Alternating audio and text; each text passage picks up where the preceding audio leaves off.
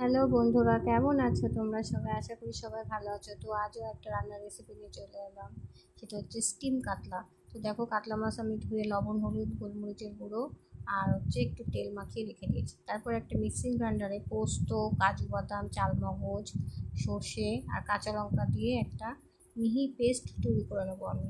এগুলো কিছু সময় ভিজিয়ে রেখেছি যাতে পেস্টটা বেশ সুন্দর হয় আর বাটাটাও বেশ অনেক মিহি হয়ে যায়।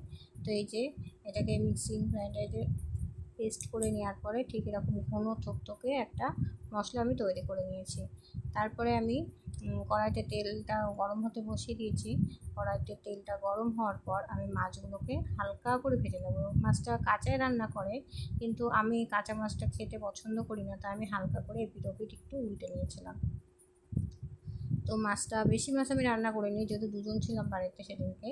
তা 2-3 পিস মাছ রান্না করছিলাম। মাছটা রান্না হয়ে যাওয়ার পর গোটা গরম মশলা তেলের মধ্যে ফোড়ন দিয়ে একটুখানি যখন গোটা গরম মশলাটা ভাজা হয়ে যাবে, গন্ধটা ছেড়ে দেবে, তারপরে আমি ওই মশলাটা রেডি করে রেখেছিলাম, মশলাটা আমি দিয়ে দিলাম। তো মশলাটা দিয়ে আমি একটু আঁচটা কমিয়ে দেবো, নাহলে মশলাটা পুড়ে যাবে। আস্তে আস্তে করে মশলাটাকে ভালো করে কষিয়ে নিতে হবে।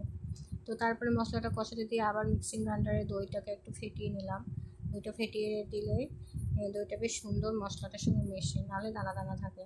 তো তারপরে এই যে দইটা দিয়ে মশলাটা কষিয়ে নিচ্ছি, মানে মশলাটা ভালো করে কষানো হয়ে গেলে এই দইটা দেওয়ার পরে কিন্তু আঁচটা একদম লো ফ্লেমে করে দেবা, না হলে দইটা ছেড়ে দেয় পুরো। তো দেখো, এই যে মশলাটা কষানো হয়ে গেছে। আর আমি রান্নায় বরাবরই একটু তেলটা কম ইউজ করি, কারণ আমার বাড়িতে বেশি তেল খাওয়া কেউ পছন্দ করে না। তো তারপরে এরকম মাছটাকে আমি দিয়ে একটু নাড়াচাড়া করে অল্প করে একটু জল দিয়ে ঢাকা দিয়ে আমি রেখে দিয়েছিলাম 1-15 মতন, একদম অল্প আছে। তো তারপরে দেখো, মাছটা প্রায় আমার হয়ে এসছে। তো কেমন লাগলো আমার রেসিপিটা অবশ্যই জানিও, তোমরা ট্রাই করে দেখো। আর একটুখানি সবাই কমেন্ট করে জানিও কেমন হয়েছে আমার মাছের এই রেসিপিটা। তোমরা ট্রাই করো, খুব ভালো লাগবে। অনেকটাই টেস্টি হয়, একটু অন্যরকম স্টাইলে হয় মাছটা। তো আজকের মতন এখানে ভিডিওটা শেষ করছি। সবাই ভালো থেকো। টাটা।